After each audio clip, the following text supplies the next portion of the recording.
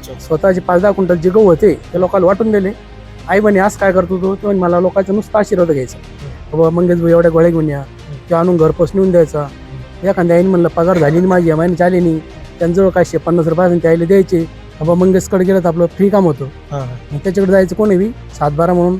मग ही जी निवडणूक पार पडली सरपंचाची ती नेमकी कशी पार पडली? ह्या शेच मी एकमेकाला सांगायचे सरपंचाला चांगला माणूस दिसतो, एक विषयाला चानस देऊन पहा. मग आता पुढे निवडणूक आली, पॅनल तयार झाले. त्याला पॅनल म्हणे घेतलंच नाही कोणी. म्हणजे आता जे होईन ते होईन मी लढून बघतो. बघून अशा रॅल्या निघायला लागल्या गावातून. 90% लोक त्याच्या मागं. पूर्ण लोकांचं जेवढे फुलंब्री तालुक्यात पंचायती होत्या, ग्रामपंचायत तेवढे सगळ्याचं लक्ष सरपंचाकडेच होतं आमचं. हो. आता आमच्या गावात असं एकही शेतकरी नाही आहे किंवा मला विहीर नाही आहे. सगळे म्हणते आम्हाला सगळे विहिरी भेटल्या. आता घरकुलाचे पैसे तुम्ही किती दिले पहिल्यांदा? 1-2 टप्पे. अर्ध घरकुल बांधून तो शेतकरी थांबन का? त्यानं स्वतःचा खर्च करून या जीवावर आणले पैसे. काय सांगाल बरं मंगेश साबळे यांची नेमकी सरपंच म्हणून निवड कशी झाली होती?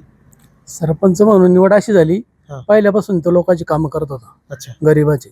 ज्याला जी माहिती नाही ती माहिती सांगायचा. अच्छा. एखाद्या वेळेस समजा एखाद्या 7-12 जर सांगितला, हा.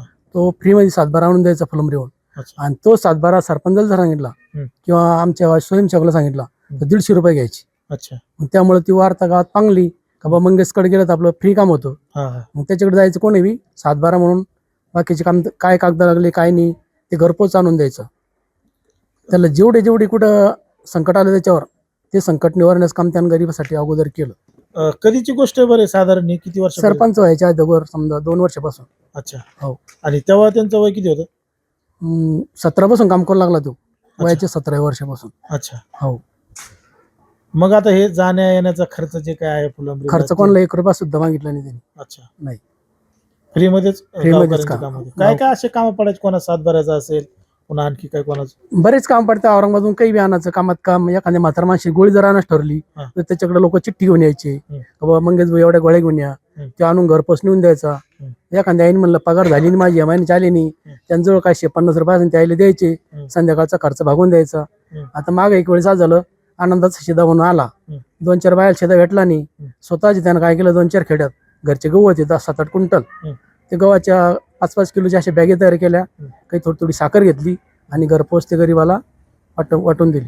पण मात्र त्यांच्या घरची परिस्थिती सुद्धा तेवढी हे नव्हती की लोकांना. त्यानंतर गहू विकत खाल्ले. अच्छा. स्वतःचे 5-10 क्विंटल जे गहू होते ते लोकांना वाटून दिले. आई म्हणे आज काय करतो तो म्हणे मला लोकांचा नुसता आशीर्वाद घ्यायचा. अच्छा. बस.